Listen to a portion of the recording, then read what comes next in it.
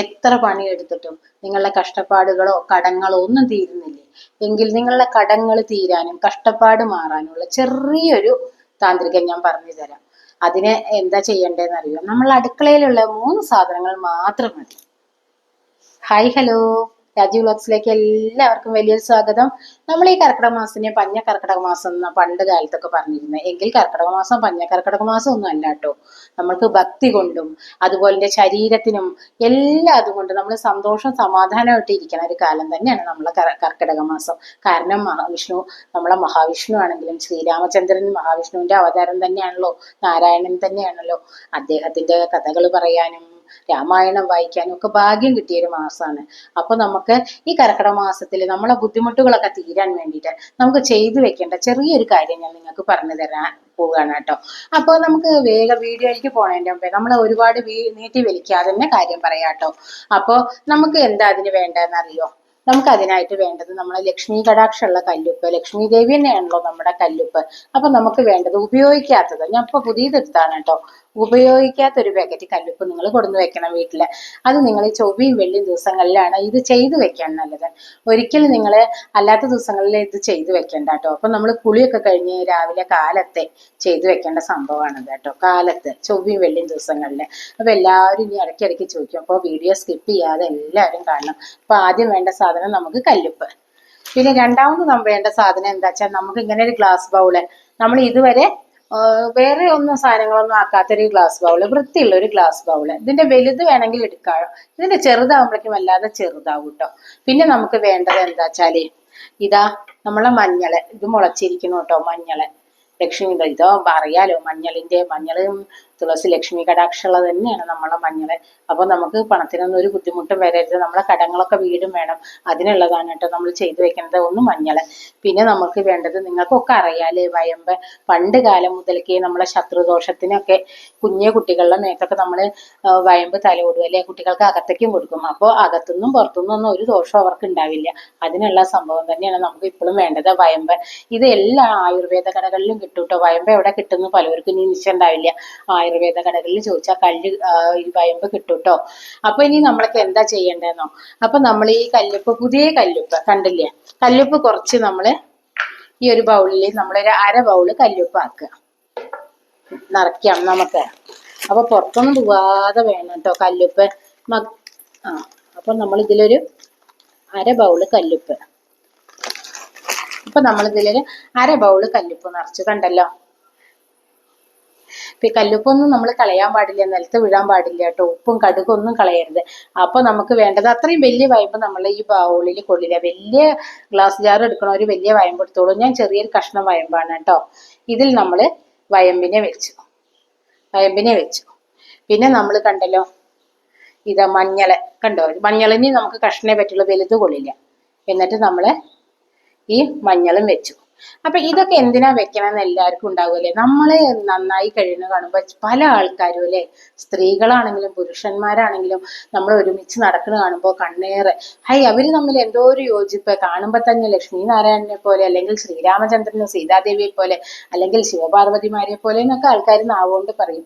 ചിലവരുടെ നാവ് അറം പറ്റും കുട്ടികളെ. അതോടുകൂടി നമുക്ക് വയ്യാണ്ടേവും. അതുപോലെ തന്നെ നമ്മളെ ബിസിനസ് കാര്യങ്ങളൊക്കെ നമ്മൾ നടത്തുന്ന സമയത്ത് പുറത്ത് ആരോടും നിങ്ങൾ ഇതൊന്നും അധികം ആരും പറയരുത് കേട്ടോ. പറഞ്ഞു കഴിഞ്ഞാൽ എനിക്ക് നല്ല ബിസിനസ് ആട്ടോ, നല്ല കാശ് വരുമാനാന്ന് നിങ്ങൾ ആരോടെങ്കിലും പറയണം.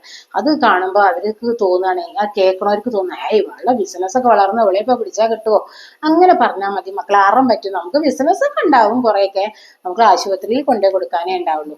അപ്പൊ നിങ്ങൾ ആരും നമ്മളെ കാര്യങ്ങളൊന്നും ഡമ്പ് പറഞ്ഞ് നടക്കണ്ട. ഡമ്പ് നല്ല ഉള്ളത് തന്നെ പറഞ്ഞു നടക്കരുത് കേട്ടോ.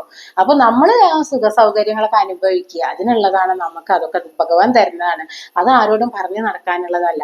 അപ്പൊ അതേപോലെ തന്നെ നമ്മളുടെ യോജിപ്പുകളും ഒക്കെ നമ്മൾ അകത്ത് വന്നിട്ട് കാണിച്ചാൽ മതി. സ്നേഹവും നമ്മൾ സൗഹാർദ്ദം ഒക്കെ പുറത്തിറങ്ങുമ്പോൾ നമ്മൾ അത് പുറത്താളെ കാണിക്കാൻ വേണ്ടി കൂടുതൽ കാട്ടിക്കൂട്ടരുത് ആരും.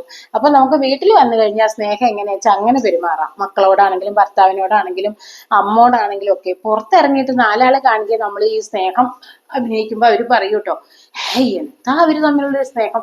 അതോടുകൂടി അറം പറ്റും മക്കളെ, തമ്മിൽ കണ്ടുകൂടാതെയാവും. അപ്പൊ നിങ്ങൾ പുറത്തിറങ്ങിയിട്ട് ആരും 10 ആള് കാണാൻ ഒരിക്കലും കാണിക്കരുത് കേട്ടോ.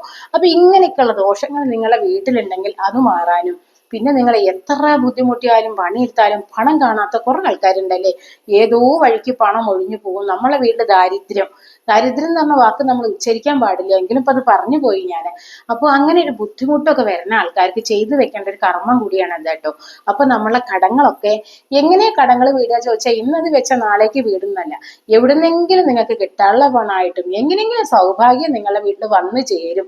ഇങ്ങനെ നിങ്ങളൊന്ന് ചെയ്തു നോക്കിയാൽ നിങ്ങൾക്കൊരു വർഷത്തിന്റെ ഉള്ളിൽ ഇതൊക്കെ അറിയാൻ പറ്റും. ഒരു വർഷത്തിന്റെ പറഞ്ഞാൽ പതുക്കെ പതുക്കെ നിങ്ങൾക്ക് ഒരു വർഷത്തിൽ പെട്ടെന്ന് ലോട്ടറി അടിക്കുക എന്നുള്ളതല്ല കേട്ടോ. എല്ലാം നിങ്ങൾക്ക് അനുകൂലമായിട്ട് വരും. കാരണം ഭർത്താവാണെങ്കിലും മക്കളാണെങ്കിലും ഒക്കെ നല്ല സ്വഭാവവും സന്തോഷവും, അങ്ങനെ നിങ്ങളുടെ വീട്ടിൽ സന്തോഷമൊക്കെ കളിയാടും. കണ്ണേറ് ദോഷം, ദൃഷ്ടി ദോഷം, ഇങ്ങനത്തെ ഉള്ള ദോഷങ്ങളും വായുദോഷം, അങ്ങനെ കണ്ണി കണ്ട ദോഷങ്ങളൊക്കെ നമ്മളെ വീട്ടിലുണ്ടാവും. അതിനൊക്കെയാണ് നമ്മൾ ഈ നെഗറ്റീവ് എനർജി എന്ന് പറയുന്നത്. അപ്പൊ ഈ കല്ലുപ്പ് കൊണ്ട് നിങ്ങൾ എന്ത് ചെയ്യണമെന്നോ, തറ ആഴ്ചയിൽ ഒരു ദിവസമെങ്കിലും നിങ്ങൾ തറ തുടയ്ക്കുന്ന വെള്ളത്തിൽ ഒരു നുള്ളു മഞ്ഞളും ഒരു നുള്ളു കല്ലുപ്പിട്ട് തുടയ്ക്കാൻ ഞാൻ പണ്ടും പറഞ്ഞിട്ടുണ്ട് കേട്ടോ. അതങ്ങനെ നിങ്ങൾ ചെയ്യണം.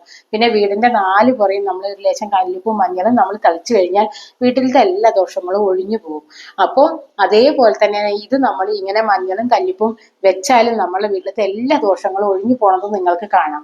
ഇങ്ങനെ ചെയ്യുന്നവരുണ്ടെങ്കിൽ ഒന്ന് കമന്റ് ബോക്സിൽ വന്ന് പറയണേ, ആരൊക്കെ ചെയ്യുന്നുണ്ടെന്ന് അറിയാൻ വേണ്ടിയിട്ടാണ് കേട്ടോ. അപ്പൊ ഇങ്ങനെ നമ്മൾ കല്ലുപ്പ് വെച്ചിട്ട് ഇത്രക്കായിട്ട് നിർത്താൻ പാടില്ല. അപ്പൊ നമ്മൾ ഇതിൽ ബൗള് നിറയ്ക്കണം കേട്ടോ. അത് ഫുള്ളാക്കണം. നമ്മളിത് പുറത്ത് കാണാൻ പാടില്ല. മഞ്ഞളിനെയും വയമ്പിനെയും നമ്മൾ പുറത്ത് കാണാൻ പാടില്ല. അപ്പൊ ഇപ്പൊ ഇതില് വയമ്പും മഞ്ഞളും ഉണ്ടെന്ന് ആരും അറിയില്ല. എന്നിട്ട് നിങ്ങൾ ഇത് അടച്ച് മൂടി അടച്ചിട്ട് നിങ്ങൾ ഒന്നുകിൽ നിങ്ങളുടെ കന്നിമൂലയിലെ അലമാറയുടെ സൈഡിൽ വെക്കുക. അലമാറയുടെ ഉള്ളിൽ വെച്ചാലും വേണ്ടില്ല, പുറത്ത് വെച്ചാലും വേണ്ടില്ല. ഇങ്ങനത്തെ ഒരു ജാറാവുമ്പോൾ ഈ കല്ലുപ്പ് ഒരു ലേശം വെള്ളം നനവ് ഒന്നും നമ്മളിലേക്ക് ഒന്നും പറ്റാൻ പോകില്ല, ഗ്ലാസ് ജാറാവുകൊണ്ട്. അല്ലെങ്കിൽ നിങ്ങളെ സ്വാമി ഫോട്ടത്തിന്റെ ആ ഭാഗത്ത് നിങ്ങൾക്ക് വെക്കാം. അല്ലെങ്കിൽ ആരും കാണാത്തൊരു ഭാഗത്ത്, അടുക്കള ഭാഗത്ത് വെക്കാം. ഇങ്ങനെ വൃത്തിയുള്ള ഭാഗത്ത് മാത്രമേ നിങ്ങൾ ഇത് വെക്കാൻ പാടുള്ളൂ. ഇത് എപ്പോഴാ കളയേണ്ടതെന്നൊക്കെ എല്ലാവരും ചോദിക്കും അല്ലേ.